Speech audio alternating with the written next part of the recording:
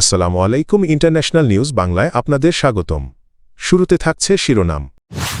Trump প্রশাসন Epstein সংক্রান্ত নথি আড়াল করার চেষ্টা করছে, বিবিসির কাছে হিলারির অভিযোগ।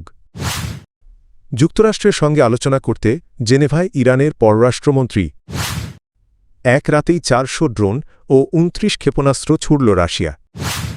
এক রাতেই 400 ড্রোন ও 29 ক্ষেপণাস্ত্র ছুড়ল রাশিয়া। প্রধানমন্ত্রী যায় আসেলেরি দ্য ক্যাট থেকে বহাল। যুক্তরাষ্ট্রের কুখ্যাত যৌন অপরাধী জেফ্রি অ্যাপস্টিন সংক্রান্ত নথি প্রকাশ নিয়ে হিলারি ক্লিন্টন গুরুতর অভিযোগ তুলেছেন ডোনাল্ড ট্রাম্প প্রশাসনের বিরুদ্ধে। তার দাবি অ্যাপস্টিন সংক্রান্ত পূর্ণাঙ্গ নথিপত্র এখনও জনসমক্ষে আনা হয়নি এবং কিছু তথ্য ইচ্ছাকৃতভাবে আড়াল করা হয়েছে। জার্মানির বার্লিনে দেওয়া এক সাক্ষাৎকারে হিলারি ক্লিন্টন বলেন, বিচার বিভাগ ফাইল প্রকাশে অযথা দেরি করছে। তার ভাষায় ফাইলগুলো প্রকাশ করুন। কাজটি ইচ্ছাকৃতভাবে ঝুলিয়ে রাখা হচ্ছে। তবে হোয়াইট হাউস এসব অভিযোগ প্রত্যাখ্যান করেছে। প্রশাসনের পক্ষ থেকে বলা হয়েছে, এপস্টিন সংক্রান্ত নথি প্রকাশে তারা ভুক্তভোগীদের স্বার্থে ডেমোক্র্যাটদের তুলনায় বেশি পদক্ষেপ নিয়েছে। এপস্টিন কাণ্ডে ব্রিটিশ রাজপরিবারের সাবেক সদস্য অ্যান্ড্রু মাউন্টব্যাটেন উইন্ডসরকে কংগ্রেস কমিটির সামনে হাজির হওয়া উচিত কিনা এমন প্রশ্নে হিলারি ক্লিন্টন বলেন, যাদের ডাকা হবে তাদের সবারই সাক্ষ্য দেওয়া উচিত। তবে তিনি স্পষ্ট করেন, নথিতে কারও নাম থাকা মানেই অপরাধ প্রমাণিত হওয়া নয়। উল্লেখ্য, গত 30 জানুয়ারি যুক্তরাষ্ট্রের বিচার বিভাগ কংগ্রেসের নির্দেশে অ্যাপস্টিন সংক্রান্ত বিপুল পরিমাণ নথি প্রকাশ করে। এসব নথি এখনও যাচাই ও বিশ্লেষণের প্রক্রিয়ায় রয়েছে। ইরানের পররাষ্ট্রমন্ত্রী আব্বাস আরাগচি পারমাণবিক ইস্যুতে যুক্তরাষ্ট্রের সঙ্গে দ্বিতীয় ধাপের উচ্চপর্যায়ের আলোচনায় অংশ নিতে সুইজারল্যান্ডের জেনেভা পৌঁছেছেন। তেহরান ও ওয়াশিংটনের এই আলোচনা মধ্যপ্রাচ্যে চলমান উত্তেজনা কমানো এবং সম্ভাব্য সামরিক সংঘাত এড়ানোর লক্ষ্য নিয়ে অনুষ্ঠিত হচ্ছে। এ প্রেক্ষাপটে ইরানের সর্বোচ্চ নেতা আয়াতুল্লাহ আলী খামেনি সতর্ক করে বলেছেন, যে কোনো সংঘাত পুরো অঞ্চলকে যুদ্ধের দিকে ঠেলে দিতে পারে। জেনেভায় পৌঁছে সামাজিক যোগাযোগ মাধ্যম এক্সে দেওয়া এক বার্তায় আব্বাস আরাগচি বলেন, তিনি ন্যায্য ও ভারসাম্যপূর্ণ একটি চুক্তিতে পৌঁছানোর লক্ষ্যে বাস্তবসম্মত প্রস্তাব নিয়ে আলোচনায় অংশ নিচ্ছেন।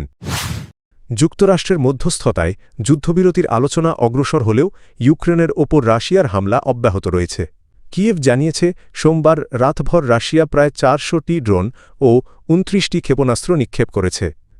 ইউক্রেনের বিমানবাহিনীর তথ্য অনুযায়ী মঙ্গলবার সকাল পর্যন্ত আকাশ প্রতিরক্ষা ব্যবস্থা 25টি ক্ষেপণাস্ত্র ও 367টি ড্রোন ধ্বংস করেছে। এসবের মধ্যে ছিল B-101 ও ইস্কান্দার-কে ক্রুজ ক্ষেপণাস্ত্র এবং শাহেদ-সহ বিভিন্ন ধরনের ড্রোন। তবে 4টি ব্যালিস্টিক ক্ষেপণাস্ত্র ও 18টি ড্রোন 13টি স্থানে আঘাত হানে।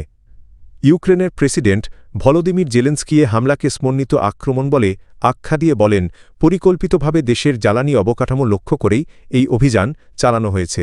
তিনি রাশিয়ার বিরুদ্ধে কঠোর নিষেধাজ্ঞা এবং ইউক্রেনের আকাশ প্রতিরক্ষা জোরদারে আন্তর্জাতিক সহায়তা বাড়ানোর আহ্বান জানান। এদিকে কূটনৈতিক তৎপরতার অংশ হিসেবে সুইজারল্যান্ডের জেনেভাতে যুক্তরাষ্ট্রের প্রতিনিধি দল রাশিয়া ইউক্রেন যুদ্ধ নিয়েও পৃথক আলোচনা করতে পারে বলে জানা গেছে। এর আগে যুদ্ধ বন্ধে রাশিয়া ইউক্রেনের পূর্বাঞ্চল থেকে সেনা প্রত্যাহারের শর্ত দিয়েছে।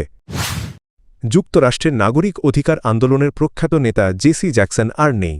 মঙ্গলবার সকালে 84 বছর বয়সে তিনি মৃত্যুবরণ করেছেন বলে তাঁর পরিবার নিশ্চিত করেছে। 1960-এর দশক থেকে জেসি জ্যাকসন ছিলেন যুক্তরাষ্ট্রের নাগরিক অধিকার আন্দোলনের অন্যতম প্রভাবশালী মুখ।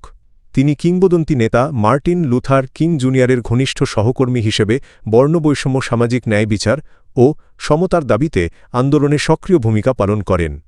পরিবারের পক্ষ থেকে দেওয়া এক বিবৃতিতে বলা হয়, তিনি ছিলেন একজন সেবক ও নেতা, শুধু আমাদের পরিবারের জন্য নয় বরং বিশ্বজুড়ে নিপীড়িত, কণ্ঠহীন ও অবহেলিত মানুষের জন্য।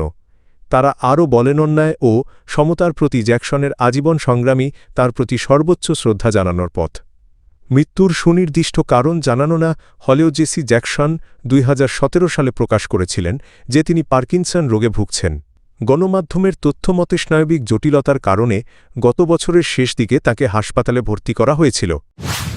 লন্ডনের 10 নম্বর ডাউনিং স্ট্রিট ব্রিটিশ প্রধানমন্ত্রীর দপ্তরের কালো রঙের ঐতিহাসিক দরজার সামনে যে বিড়ালটি প্রায়ই দেখা যায় সে আর 5টা সাধারণ পোষা বিড়াল নয়। তার নাম ল্যারি, পরিচিতি প্রধানমন্ত্রীর দপ্তরের চিফ মাউসার বা প্রধান ইঁদুর শিকারী। প্রধানমন্ত্রী থেকে শুরু করে বিদেশি অতিথি অনেকেই ল্যারিকে কোলে তুলে আদর করেছেন। সময়ের সঙ্গে সঙ্গে জনপ্রিয়তায় পরিণত হওয়া এই বিড়ালটি টানা 15 বছর ধরে প্রধানমন্ত্রীর দপ্তরে দায়িত্ব পালন করছে। গত 1.5 দশকে যুক্তরাজ্যে একের পর এক প্রধানমন্ত্রী বদল হলেও ল্যারির অবস্থান অটুট। স্থানীয় সময় রোববার বিশ্বের অন্যতম ক্ষমতাধর প্রধানমন্ত্রীর দপ্তরে বসবাসের 15 বছর পূর্তি উদযাপন করেছে ল্যারি দ্য ক্যাট, একটি ব্যতিক্রমী ব্রিটিশ ঐতিহ্যের নীরব সাক্ষী হয়ে।